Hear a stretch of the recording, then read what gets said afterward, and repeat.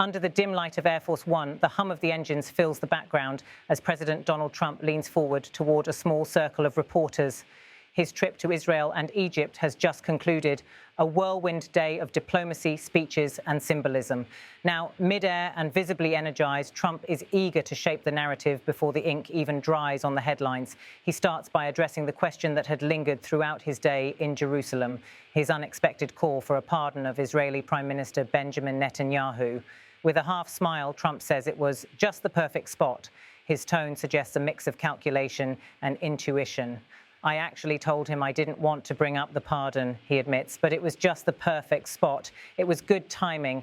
The Knesset, he explains, was not only the heart of Israeli democracy, it was the stage from which he could project his message of reconciliation and strength both for Israel and for himself. The comment instantly reverberates through the press cabin. To Trump's critics, it's yet another example of political theatre. But to his supporters, it's a reminder of his flair for directness, his knack for saying what others avoid. The president, seated comfortably in his leather chair, shrugs off the controversy. I said it because it needed to be said, he continues. He's been through a lot. He's been treated very unfairly. I think he deserves a chance to move forward. His tone sharpens for emphasis. Benjamin's done a tremendous job under incredible pressure, and you know it's time for healing. Trump then pivots seamlessly to a topic that has dominated his second term's foreign policy, Gaza. I'm talking about rebuilding Gaza, he says, raising his hand slightly as if drawing an invisible map in the air. I'm not talking about single state or double state or two state. We're talking about the rebuilding of Gaza. For months, his administration has pushed what he calls the Gaza Recovery Compact, a massive reconstruction plan tied to peace guarantees and economic oversight. To Trump, Gaza is no longer just a conflict zone. It's a project, a proving ground for his brand of transactional peace. When asked about the road ahead for governing Gaza, Trump's response is both measured and strategic. We'll have to see, he says. A lot of people like the one-state solution. Some people like the two-state solution. We'll have to see. I haven't commented on that. It's a classic Trumpian move, keeping options open, signalling flexibility while retaining the power to define the outcome later. His aides nearby nod slightly, accustomed to this rhythm of ambiguity and assertion. The president's trip had begun with an emotional moment in Jerusalem, his address to the Israeli Knesset. There, before lawmakers, families of hostages and foreign diplomats, Trump hailed the new Gaza ceasefire as a tremendous day for the Middle East. He praised Prime Minister Netanyahu for his leadership and acknowledged the suffering on both sides. But the headline grabber was his call on Israel's President Isaac Herzog to do the right thing and pardon Netanyahu. Cameras flashed, lawmakers gasped, and in that moment, Trump transformed a diplomatic event into a domestic rallying cry for both nations. Aboard the plane now, Trump elaborates on that moment. Look, he says, the people of Israel have been through hell. The people of Gaza have been through hell. And honestly, Bibi, he's been through hell too, but he's strong, he's tough. And I think Israel needs him in this rebuilding. He leans back, his voice softening. Sometimes you say something not because it's easy, but because it's true. That's what leadership is about. Reporters press him on the implications of such an appeal, whether it risks interfering in Israel's internal judicial processes. Trump brushes it off with a familiar mix of bravado and deflection. I've always had great respect for Israel's institutions, tremendous respect. But when you see something wrong, you speak up. That's what I do.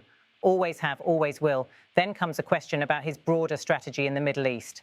Trump's face brightens. You're going to see something very special, he says. We've already seen an incredible change. Egypt, Qatar, Turkey, they're all working together. Can you imagine that? That's not something people thought possible, but I got them together and they signed. We made it happen. He's referring to the Sharm el-Sheikh declaration, signed just hours earlier, a document meant to solidify the Gaza ceasefire and launch a massive international reconstruction effort. We're going to rebuild homes, hospitals, schools, everything, he says, his voice rising with the cadence of a campaign speech, and we're going to do it fast. Aboard Air Force One, Trump often speaks like a man rehearsing history as he writes it. He recalls his speech in Jerusalem as one of the great moments of his presidency. People don't realize how much history was in that room. He says, so many leaders came up to me afterward and said, Mr. President, this was something we've never seen before. And they were right. It was powerful. When a reporter asks about the future of US engagement in the region, Trump leans in again. The United States is back as a peacemaker, he says. Not just talking about war, not just sending money. We're making deals, and deals bring peace. His phrasing is deliberate, echoing his long-held belief that diplomacy should look like business, measurable, reciprocal, and profitable. The conversation briefly veers to domestic matters. Asked about unrest in several US cities and whether he might invoke the Insurrection Act, Trump's reply is curt. Well, I could use it if I wanted to. I could use it, he says firmly. Look, that's a very simple answer. I'm allowed to use the Insurrection Act. His tone implies both warning and reassurance, a president reminding his audience that he holds the tools of authority, even if he hasn't yet wielded them. He quickly returns to his preferred topic, his personal diplomacy. Trump describes his private conversation with Netanyahu earlier in the day. We talked about everything, he says. We talked about hostages. We talked about rebuilding. We talked about the future. He's a very strong guy. He's been through so much. And you know what? He doesn't give up. That's why I respect him. For Trump, loyalty and endurance are virtues above all else, and Netanyahu embodies both in his eyes. As Air Force One cruises over the Mediterranean, Trump's voice softens again. It's been a big day, he admits. We went from Jerusalem to Sharm el-Sheikh, from speeches to signatures, and now here we are. But this is how you make history. You go where others don't. He looks out the window into the night sky. The Middle East has had a lot of promises over the years. I'm the one who keeps them. In the cabin, aides shuffle papers while the president continues to talk, sometimes off the record, sometimes not. He speaks about the images from Gaza he saw earlier that day, the flattened neighborhoods, the families returning to ruins, the aid convoys crawling through border crossings. It's heartbreaking, he says quietly. You see children playing in rubble, mothers searching for food. That's why we're doing this. Rebuilding isn't just about money, it's about giving people their lives back. But Trump also frames the effort as a victory for his brand of diplomacy. When you have peace, you have prosperity, he says. And when people have jobs and homes and electricity, they don't want to fight wars.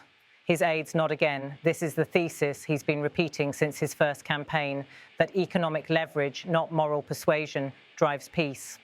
The press pool remains attentive as Trump reflects on his relationships with regional leaders. Erdogan's tough, but we get along great, he says. Sisi, very smart, very disciplined. Tamim from Qatar, great guy, working hard. You know, they all came together for this. That's what leadership does. It brings people together. He chuckles lightly, and I have to say they all like me. They really do. They trust me. One journalist asks whether the Gaza deal could unravel. Trump doesn't hesitate. There's always a risk, he says, but look at what we did today. Hostages came home, prisoners were released, aid is going in. That's progress. That's what success looks like. His tone turns reflective. You can't fix 100 years of conflict in one day, but you can take one big step. And we did that as the aircraft nears Washington, the lights in the cabin dim. The reporters are packing up, but Trump continues to speak, alternating between triumph and fatigue. When I spoke in the Knesset, he recalls, I looked around that chamber and thought, this is where history is written. I talked about peace, about rebuilding, about forgiveness. And yes, I brought up the pardon because sometimes forgiveness is part of peace too. He pauses for a moment as if considering the weight of his own words. It's about moving on, he says softly. For them, for us, for everyone. By the time Air Force One descends through the night sky, Trump's remarks have already sparked debate across the world. Supporters hail him as a bold negotiator, restoring order and faith in diplomacy. Critics accuse him of blurring lines between justice and politics. But to Trump, the message remains clear. He has once again inserted himself at the center of history with the confidence of a man who believes that peace, like politics, is best forged in his image. The engines roar as the plane touches down. Trump rises from his seat, gives a brief nod to the press and walks toward the exit. Another long day behind him, another chapter in his self-declared legacy of making the deals no one else could.